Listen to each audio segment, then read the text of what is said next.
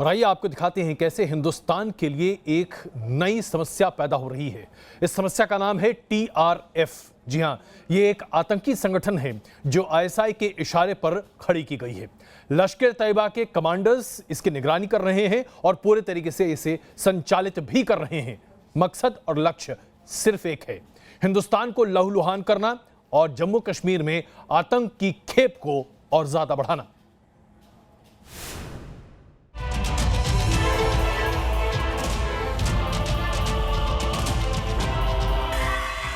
खौफ का नया वायरस TRF के जरिए ISI की नई साजिश। कातिल वही, बस नाम बदल दिया। कश्मीर में दहशत की फैक्ट्री का नया नाम है द रेजिस्टेंस फ्रंट। हंदवाड़ा में देश के जवानों की शहादत के बाद TRF का नाम सुर्खियों में है। पाकिस्तान के तरफ से लगातार इस संगठन को हाईलाइट करने की कोशिश हो रही है। आतंकी हमले का इल्जाम खुफिया एजेंसी ISI और पाकिस्तानी सेना पर नहीं आए, इसके लिए इमरान खान की तरफ से चालें चली जा रही हैं। कहने को इस संगठन का नाम TRF है, लेकिन यह साफ हो चुका है कि यह लश्कर तैयबा का ही हिस्सा है। इस आतंकी संगठन को कंट्रोल करने की जिम्मेदारी लश्कर तैयबा के 3 खूंखार आतंकियों को दिया गया है। मीडिया रिपोर्ट्स के मुताबिक दक्षिण कश्मीर के लिए लश्कर आतंकी सज्जाद जट, मध्य कश्मीर के लिए खालिद और उत्तरी कश्मीर के लिए हंजला अदनान को जिम्मेदारी दी गई। लश्कर का हिस्सा होने से साफ है कि इस आतंकी संगठन का कंट्रोल सीधे सीधे पाकिस्तान के हाथों में है। लेकिन पाकिस्तान दुनिया के सामने TRF को अलग तरीके से पेश करने की कोशिश कर रहा है। पाकिस्तान TRF को कश्मीरी आतंकी संगठन बताना चाहता है। TRF को लोकल संगठन बताकर FATF की बंदिशों से बचना चाहता है, लेकिन इमरान की चाल कामयाब नहीं होने वाली। TRF के चेहरे से नकाब हट चुका है। हाफिज और उसके गुर्गे ही TRF को चला रहे हैं, ये साफ हो चुका है। घाटी में सुरक्षा बलों ने TRF के खूंखार आतंकियों की सूची तैयार कर ली है। जो हाल रियाज नाइकू और बुरहान वानी का हुआ है, वही हाल आतंक के नए चेहरों का भी होने वाला है। Team news nation. और आइए अब आपको बताते हैं कैसे एक कील, जी हां एक कील ने आतंकी रियाज नाइकू के मौत का फरमान लिख दिया। रियाज नाइकू दरअसल छत के बीच में बनी एक छोटी सी जगह पर अपने आप को छिपा कर बैठा था, जिसे आप दुछत्ती कह सकते हैं। लेकिन वहां कील से पता चला कि कुछ गड़बड़ है और फिर रियाज नाइकू की फायरिंग ने उसका खुलासा कर दिया। कैसे मारा गया रियाज नाइकू, न्यूज़ नेशन बता रहा है आपको परत दर परत इस खबर को।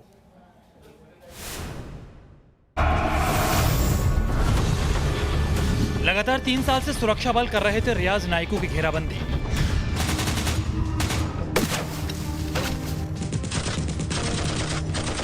अवंतीपुरा के बेगपुरा में मारा गया था रियाज नाइकू। रियाज नाइकू के खिलाफ प्रदर्शन को लेकर नए खुलासे हो रहे हैं।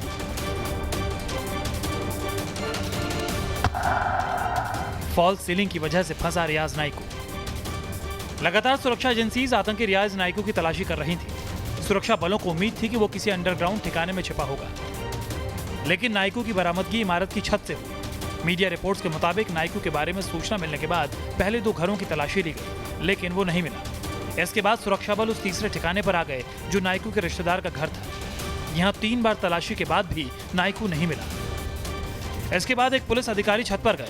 वहां उन्होंने सीलिंग पर नई कील देखी। जैसे ही उसे खटखटाया गया, अंदर से गोलियों की आवाज आने लगी।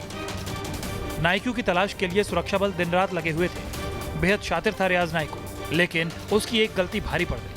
रियाज नाइकू ने एक फोन कॉल कर दिया, जिससे उस पर शिकंजा कस गया। दरअसल फोन कॉल से यह पता चल गया कि रियाज अपने गांव में है। नाइकू कभी कभार ही फोन का इस्तेमाल करता था। आमतौर पर वर्चुअल प्राइवेट नेटवर्क यानी VPN के जरिए बातचीत करता था, लेकिन उसने जैसे ही अपने फोन से अपने एक साथी से बात की, पुलिस ने उसकी कॉल को ट्रेस कर लिया। फोन कॉल की गलती रियाज नाइकू को काफी भारी पड़ गई। सुरक्षा बलों ने पूरे गांव को घेर लिया। इसके बाद घरों की तलाशी शुरू हुई और फिर नाइकू का दी एंड कर दिया गया। Team news nation. इस बीच आइए आपको दिखाएं कैसे पाकिस्तान, जहां पर कोरोना की टेस्टिंग ना के बराबर है, वहां अब तक 26,000 से ज्यादा लोगों को कोरोना से संक्रमित पाया गया है। 600 से ज्यादा लोगों की मृत्यु हो चुकी है और टेस्टिंग तो ना के बराबर है। इसके बावजूद पाकिस्तान ने तय किया है कि रमजान के इस पवित्र महीने के बीच में ही लॉकडाउन जो थोड़ा बहुत लगाया गया था, आंशिक लॉकडाउन, उसे भी खत्म कर दिया जाएगा। पूरी दुनिया अब इस बात को लेकर फिक्रमंद है कि अगर पाकिस्तान में कोरोना का संक्रमण लगातार बढ़ता चला जाएगा तो न जाने कितने हजारों या लाखों लोगों की जान जाएगी।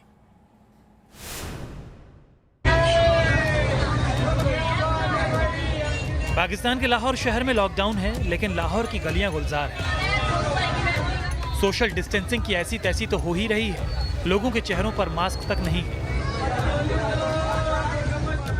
पाकिस्तान की मस्जिदों में रोजेदार और नमाजियों का सैलाब उमड़ रहा है। पुलिस कर्मियों की सुनने को कोई तैयार नहीं है, फिर भी 5 हफ्ते से पाकिस्तान अपने हिसाब से लॉकडाउन में था। आखिरकार 1.25 महीने गुजरते गुजरते पाकिस्तान की सरकार की सांसें फूलने लगी। इमरान खान ने एक रोज पहले मीटिंग बुलाई, फैसला हुआ कि लॉकडाउन खोल दिया जाए। इमरान खान ने लॉकडाउन को लेकर जो बैठक बुलाई थी उसमें भी 1-2 लोगों को छोड़कर किसी ने मास्क तक नहीं लगाया था। लिहाजा इमरान ने फैसला कर लिया कि लॉकडाउन का कोई फायदा नहीं, अब जिसे जो मर्जी करना है करे, बीमार हो तो अपने घर पर रहे। कि सेल्फ क्वारंटीन करें, यानी जो ज्यादातर दुनिया के अंदर सेल्फ क्वारंटीन होती है, जिनका पॉजिटिव भी टेस्ट, वो भी घर में जाके अपने घर में जाके क्वारंटीन करें। कोरोना के खतरे का अंदाजा पाकिस्तान को भी है, लेकिन जो मुल्क अपने नागरिकों पर हवाई हमले करा सकता है, वो महामारी के डर से अपनी रोटी गंवाने को क्यों तैयार होगा।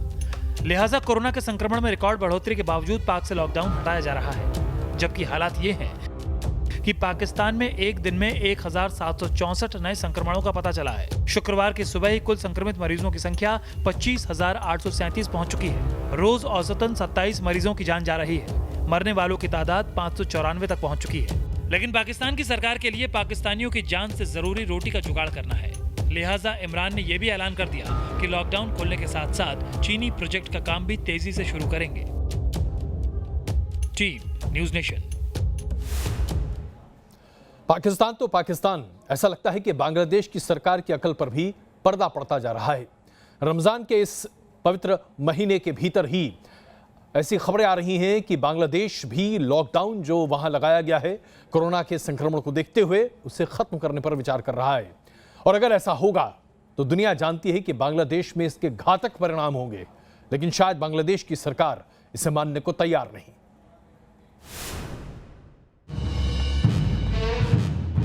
कोरोना की महामारी के खतरे को देखते हुए मक्का मदीना की मस्जिदें बंद हैं। रमजान के बावजूद खाड़ी के देशों से लेकर यूरोप तक के देशों में लोगों ने मस्जिदों में जाना छोड़ दिया है। घर के अंदर रोजा इबादत हो रही है।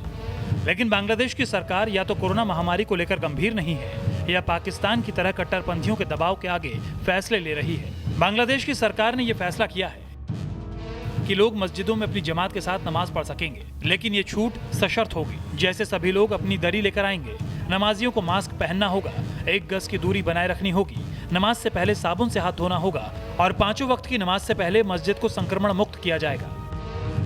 हालांकि 26 मार्च से जारी सोशल डिस्टेंसिंग के नियमों के मुताबिक बांग्लादेश में इमाम समेत केवल 5 लोगों को मस्जिद में नमाज अदा करने की छूट दी गई थी। इसी तरह जुमे की नमाज में अधिकतम 10 लोग ही शामिल हो सकते थे। इन पाबंदियों के बावजूद बांग्लादेश में कोरोना संक्रमण की तादाद 12,000 के पार हो चुकी है। दर्ज आंकड़ों के मुताबिक बांग्लादेश में कोरोना संक्रमितों की संख्या 12,425 के पार पहुंच गई है। ये आंकड़ा तब सामने आ रहा है जबकि बांग्लादेश 10 लाख लोगों में से सिर्फ 393 लोगों का टेस्ट कर रहा है। इस हालत में भी अब तक 186 लोग दम तोड़ चुके हैं। बावजूद इसके बांग्लादेश सरकार ने लापरवाही भरा खतरनाक फैसला किया है। वैसे बांग्लादेश सरकार के धार्मिक मंत्रालय की ओर से जारी इन दिशा निर्देशों का कितना पालन हो पाएगा, इसका अंदाजा इसी से लगा सकते हैं कि बांग्लादेश के बिगड़ते हालात को देखते हुए भारत ने अपने नागरिकों को वहां से निकालना शुरू कर दिया है। ढाका से भारतीय नागरिकों, खासकर छात्रों का पहला जत्था विशेष विमान से श्रीनगर लाया गया है। दरअसल पाकिस्तान की तरह बांग्लादेश में भी सरकार के ऊपर धार्मिक कट्टरपंथियों का बड़ा दबाव है। ऐसे में जब पाकिस्तान ने लॉकडाउन खत्म करने का फैसला किया तो बांग्लादेश ने भी उसी के मुताबिक मस्जिदों में सामूहिक नमाज का फैसला कर लिया। हालांकि भारतीय उपमहाद्वीप में अभी तक कोरोना के जिन बड़े सामूहिक संक्रमणों का पता चला है उनमें जमातियों का योगदान सबसे ऊपर रहा है। Team news nation. और ये चिंताजनक खबर इसलिए आपके सामने प्रस्तुत करना जरूरी है क्योंकि हम अभी कोरोना के संक्रमण के उस काल में हैं जहां आने वाले 1 महीने के भीतर बहुत जबरदस्त उछाल आ सकता है कोरोना के संक्रमण को देखकर। इसके साथ साथ इस बात को भी अब पूरी तरह से मान लिया गया है कि सिर्फ 7 राज्यों में कोरोना का संक्रमण सबसे ज्यादा है, लगभग 90% के आसपास। बाकी पूरे देश में कोरोना का संक्रमण 10% के आसपास भी नहीं है। तो क्या ऐसा न किया जाए कि 7 राज्यों में लॉकडाउन रखकर बाकी देश को खोला जाए?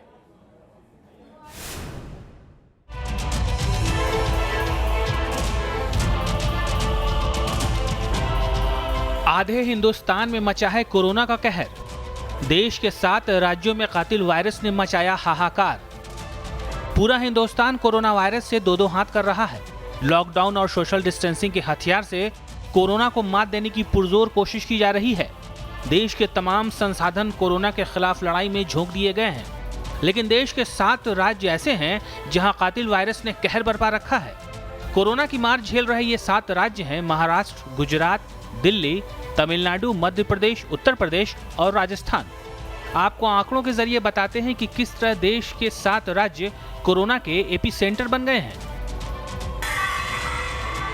महाराष्ट्र कोरोना संक्रमण के करीब 18,000 मामलों के साथ सबसे अव्वल है। महाराष्ट्र में देश के कोरोना संक्रमण के 32% मामले हैं। गुजरात संक्रमण के 7,000 मामलों के साथ दूसरे नंबर पर है। यहाँ कोरोना संक्रमण के 13% मामले सामने आए हैं। महाराष्ट्र और गुजरात में देश के कोरोना संक्रमितों के 45% मरीज हैं। दिल्ली 5,980 मामलों के साथ तीसरे नंबर पर है। इसके बाद संक्रमण के मामलों में तमिलनाडु, राजस्थान, मध्य प्रदेश और उत्तर प्रदेश का नंबर है। देश के इन 7 राज्यों में देश के कोरोना संक्रमण के कुल 82% मामले सामने आए हैं। कोरोना संक्रमण के साथ साथ देश के ये 7 बड़े राज्य कोरोना से होने वाली मौत के मामलों में भी अव्वल बने हुए हैं। महाराष्ट्र देश में कोरोना संक्रमण से होने वाली 694 मौत के साथ नंबर 1 है। इसके बाद गुजरात का नंबर है। देश के इन दोनों सूबों में कोरोना संक्रमण से होने वाली मौत देश में कोरोना से हुई मौत का 59% है। इसके बाद दिल्ली, तमिलनाडु, राजस्थान, मध्य प्रदेश और उत्तर प्रदेश का नंबर आता है, जहां कोरोना ने कहर ढा रखा है। जानकारी इशारा कर रहे हैं कि पिछले कुछ दिनों से भारत में कोरोना का संक्रमण बहुत तेजी से फैल रहा है और अभी इसका चरम आना बाकी है। कि जो नंबर ऑफ केसेस हैं वो बढ़े जा रहे हैं, लेकिन इसकी एक वजह ये भी हो सकती है कि हम टेस्टिंग भी है वो बहुत ज़्यादा कर रहे हैं। बावजूद केसेस हम चाहते हैं कि कम हो, वो नहीं हो रहा है। इसलिए हम अभी भी केसेस जो हैं वो आस्ता आस्ता बढ़ रहे हैं। हम एक पीक की तरफ जा रहे हैं और लगता यही है कि जून जुलाई तक ये पीक आएगा, उसके बाद ही फिर केसेस जो हैं वो कम होने शुरू होंगे। इस बीच देश में कोरोना संक्रमण के मामले दुनिया के दूसरे देशों के मुकाबले ज्यादा तेजी से बढ़ रहे हैं। 31 जनवरी को अमेरिका में कोरोना संक्रमण के मामले महज 6 थे, जबकि आज की तारीख में यह मामला 13 लाख के करीब पहुंच गया है। इटली, फ्रांस, जर्मनी और चीन के भी हाल जुदा नहीं है। भारत में 31 जनवरी को संक्रमण का पहला मामला सामने आया था, जो आज 56,000 के आंकड़ों को पार कर गया है। अमेरिका में कोरोना जैसा कहर ढा रहा है, ठीक उसी तरह भारत में मामले बढ़ते जा रहे हैं। पिछले 7 दिनों में देश में कोरोना संक्रमण के औसत मामलों की बात की जाए तो अमेरिका में कोरोना संक्रमण के केस 27,000 से ज्यादा दर्ज हुए हैं। वहीं भारत में संक्रमण के 2,580 केस सामने आए हैं। इसके बाद कनाडा, इटली और जर्मनी का नंबर है। तो साफ है कि तमाम कोशिशों के बाद देश में कोरोना का कहर बढ़ता जा रहा है। ऐसे में लॉकडाउन और सोशल डिस्टेंसिंग के साथ साथ हमें टेस्टिंग और ट्रीटमेंट पर भी फोकस करना होगा। Team news nation. आज सुबह सुबह खबर आई, 16 मजदूर रेलवे ट्रैक के आसपास सो रहे थे। वो अपने घरों को जाने की कोशिश कर रहे थे कि अगले किसी स्टेशन से ट्रेन मिल जाए और वो अपने घर पहुंच सकें। लेकिन एक मालगाड़ी की वजह से आज ये 16 मजदूर इस दुनिया में नहीं है। पूरे देश ने जहां इस पर शोक व्यक्त किया, वहीं इस ज्वलंत समस्या पर अब देश को विचार करना पड़ेगा। आखिरकार ऐसा क्यों है कि मजदूरों को अपनी जगहों को छोड़ छोड़कर भागना पड़ रहा है? क्यों आज मजदूर, जो कि हमारी अर्थव्यवस्था की सबसे अहम कड़ी है, उनके लिए देश में कोई भी सोचने को तैयार नहीं है?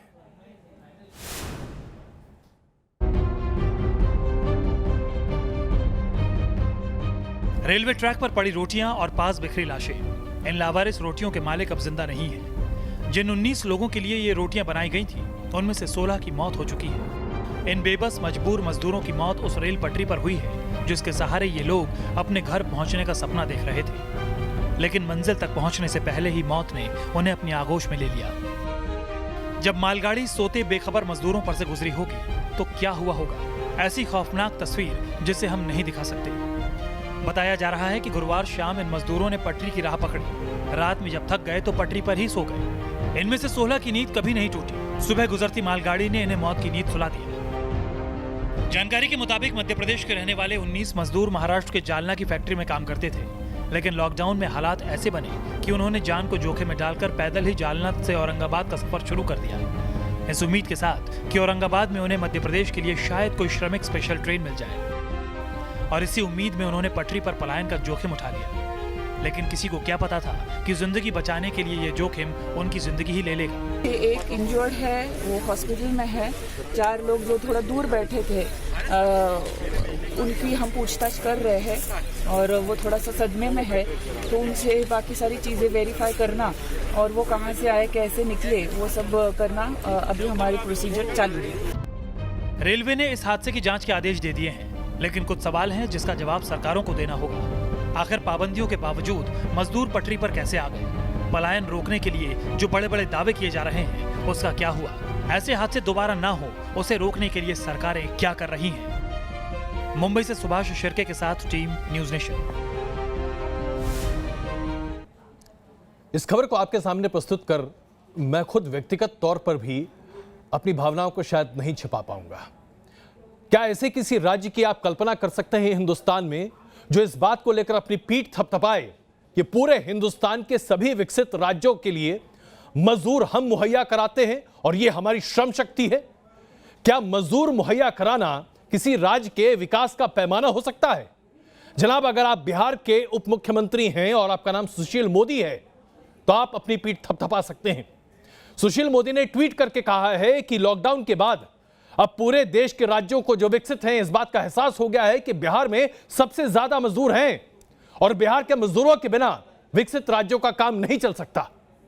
एक ऐसा राज्य जो कि 1995 से आज तक जंगल राज के नाम से जाना जाता रहा है, एक ऐसा राज्य जहां पर विकास की चिड़िया कभी उड़ी तक नहीं है, वहां पर अगर उप मुख्यमंत्री इस बात को लेकर अपनी पीठ थपथपाएं कि हम मजदूर मुहैया कराते हैं, हम लेबर प्रोवाइड करते हैं, इससे और द्वेम दर्जी की बात और क्या हो सकती है? और उससे भी तुर्रा आप सुनिए, दिल्ली से बिहार के मजदूर पटना और बाकी जगहों पर वापस जाना चाहते थे। दिल्ली सरकार ने ट्रेन मुहैया करा दी। बिहार सरकार को 15%, सिर्फ 15% किराया देना था। बिहार सरकार ने उससे भी इनकार कर दिया। अरविंद केजरीवाल सरकार यह पैसा दे रही है बिहार के लिए भी, बिहार के मजदूरों के लिए भी। इतनी लानत आ गई है बिहार के मजदूरों की क्या? क्या बिहार की उपलब्धि के प्रतीक मजदूर हैं? क्या बिहार की सियासत विरासत में मजदूर पैदा कर रही है? क्या बिहार के ह्यूमन रिसोर्स का मतलब सिर्फ और सिर्फ मजदूर हैं? क्या दूसरे राज्यों में काम कर रहे मजदूरों पर अपने बिहार को नाश करना चाहिए? कहते हैं मजदूरी का दूसरा नाम मजबूरी है। पेट पालने के लिए दूसरे राज्यों में मजबूरी करना त्रासदी है। लेकिन बिहार की सियासत का मिजाज देखिए। इन मजबूर मजदूरों को बिहार के सियासतदान अपनी उपलब्धि के रूप में दिखा रहे हैं। यह और कोई नहीं कह रहा, बिहार के डिप्टी सीएम सुशील कुमार मोदी की तरफ से यह बयान आया है। इस डिप्टी सीएम साहब की मजबूरी, लाचारी देश ने उस वक्त देखी थी जब पटना पानी में डूबा हुआ था। अपनी जान बचाने के लिए डिप्टी सीएम साहब सामान के साथ सड़क पर खड़े थे। अब वो बिहार के बेचारे लाचार मजदूरों पर ज्ञान दे रहे हैं, बिहार की मजदूर शक्ति पर ज्ञान दे रहे हैं। नीतीश कुमार के साथ 15 साल से राज कर रहे बिहार के डिप्टी सीएम प्रदेश में लोगों को रोजगार तो नहीं दे पाए, ना ही कोई पलायन रोक पाए। बिहार की सियासत ने विरासत में मजदूर पैदा किए हैं, ये शर्मिंदगी का प्रतीक है। लेकिन डिप्टी सीएम साहब के बयान से तो ऐसा लगता है कि मानो ये उनकी सरकार की उपलब्धि है। बिहार के डिप्टी सीएम ने लिखा है कि कर्नाटक के सीएम ने श्रमिकों के लिए पैकेज की घोषणा की है। तेलंगाना सरकार के अनुरोध पर खगड़िया से 222 मजदूर चावल मिलों में काम करने के लिए खगड़िया से तेलंगाना रवाना हो गए हैं। लॉकडाउन में विकसित राज्यों को बिहार की श्रम शक्ति का एहसास हो गया है। बिहार से तेलंगाना भेजे गए मजदूरों पर सियासत भी शुरू हो गई है। क्या माननीय मुख्यमंत्री नीतीश कुमार जी बताएंगे कि कल रात बिहार के खगड़िया से लगभग 250 से 300 मजदूरों को ट्रेन द्वारा तेलंगाना क्यों भेजा गया? क्या ये मामला आपके संज्ञान में है? तेजस्वी यादव भी ज्ञान दे रहे हैं, लेकिन बिहार को मजदूर काल में ढकेलने की शुरुआत उनके पिता लालू प्रसाद के कार्यकाल में ही हुई थी। लालू राज की नाकामियों को आधार बनाकर ही नीतीश और सुशील मोदी सत्ता की कुर्सी पर काबिज हुए थे। 15 साल तक लालू का कुर्सी पर कब्जा रहा। उसके बाद 15 साल से नीतीश कुमार बीजेपी के साथ कुर्सी पर काबिज हैं, लेकिन बिहार के मजदूर प्रदेश की पहचान में कोई बदलाव नहीं हुआ है। Team news nation. और आइए बात करते हैं कोरोना कर्मवीरों की।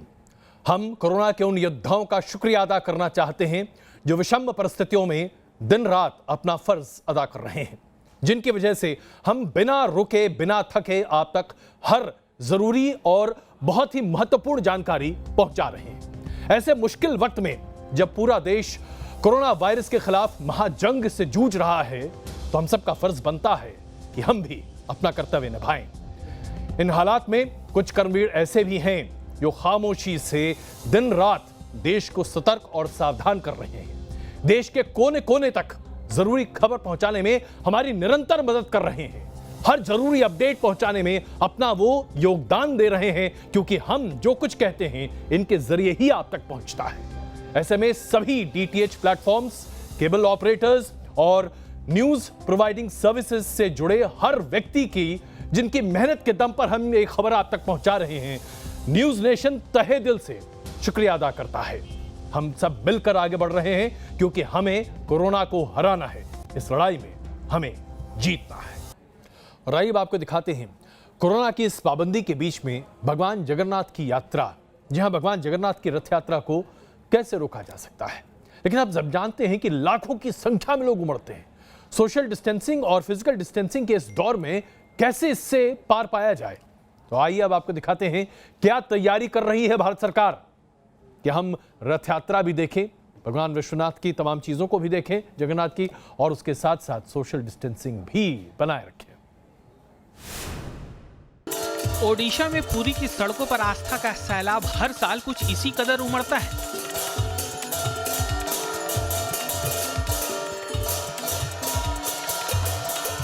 भगवान जगन्नाथ की सालाना रथ यात्रा में शामिल होने के लिए देश दुनिया से करीब 10 लाख भक्तों का मेला पुरी पहुंचता है।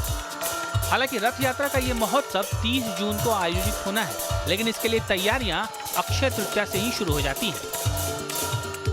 इस बार लॉकडाउन की वजह से 26 अप्रैल को तो तैयारी शुरू नहीं हो सकी, लेकिन अब केंद्रीय गृह मंत्रालय ने रथ यात्रा की तैयारियों के लिए सशर्त मंजूरी दे दी है।